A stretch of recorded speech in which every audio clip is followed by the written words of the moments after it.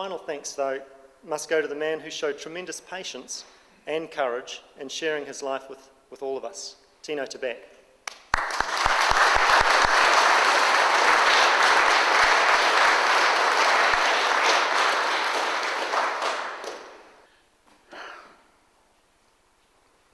Here I am.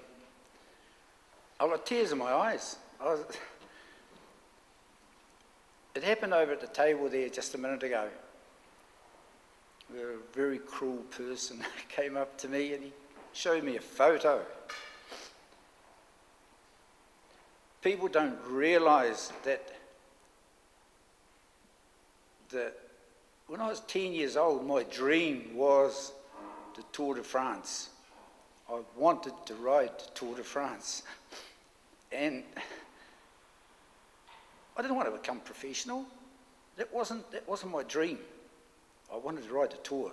In doing that, you become professional, of course.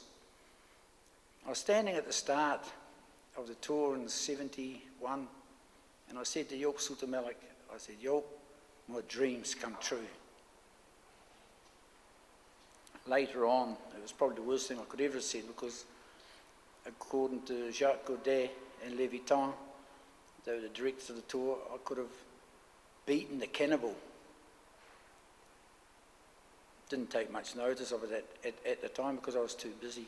Now, I was called up into the Dutch Army, of course. I rode for the Dutch Army military team and won the team's classification, the Tour of Holland, and I won the classic, the Ronde van Noord-Holland in the Dutch team. I was part of the Dutch military team then. But Ach van Kaam, as a professional, as just behind, as on the photo you can see, just behind where that car is, Joop Zoetemelk was still in the lead. And you'll read the story of that race in the book, because it's not just the sprint. A lot of things happened before that, of course. There was wheeling and dealing, and it didn't go my way, so I said, I'll do it, I'll get you.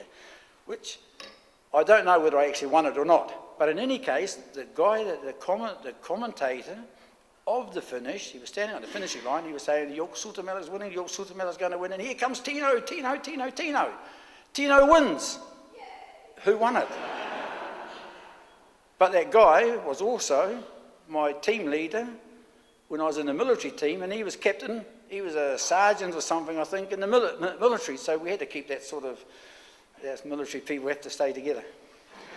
So he actually gave me that, whether I won it, I don't know, I probably did. But in any case, 2 years before that, I did win it. I actually won it twice. So that was just a little thing about that. I'll tell you what, Eddie Merckx was like God. I don't know, I'm sorry if there's people that are religious here, but he was. He was God. He'd be here and God would be there. And I've seen people actually go down and kiss his tyres. Now, but hang on a minute, is that funny? Of course we all laugh at that, we think, yeah, that's nuts, because we are in New Zealand and we haven't seen nothing like it. We're in an island.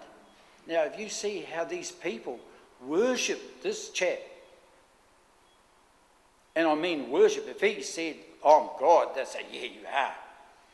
Because that's exactly what he was. And he was a hero. And he was also a gentleman. He wanted to win everything. He was a genuine, 100% true winner, race to win. And whether it was at the beginning of the season with Gent, that was the first classic, or the end of the season in Pitta Capella, he'd want to win everything. And don't try and beat him. I tried it a couple of times, didn't get a chance. He actually came up and apologised to me once. He felt sorry for me, that he had to do what he did. And that was when, on the Saturday, Kees Bouw had won the Ronde van Vlaanderen. He rode away and no one wanted to chase him. And I actually seen Kees go on the right-hand side of the road on the cobbles, and he rode away and everyone just waited. And he won. And I think Merckx got second or third. On the Wednesday was Gent Wevelgem. And it was the same race, same finish as what it was in Gent Ypres, which you'll read in the book. There's a story in the book where I had I'm not going to tell you, but something happened there, and I actually got beat. So I knew the situation. So we came into this village, cobblestones, I attacked, and I was away. And next minute it was 15 seconds, 30 seconds, a minute, minute 10, minute 15, gone. And no way was Merckx going to let that happen again. No way. He ruled. If he said ride, everyone rode.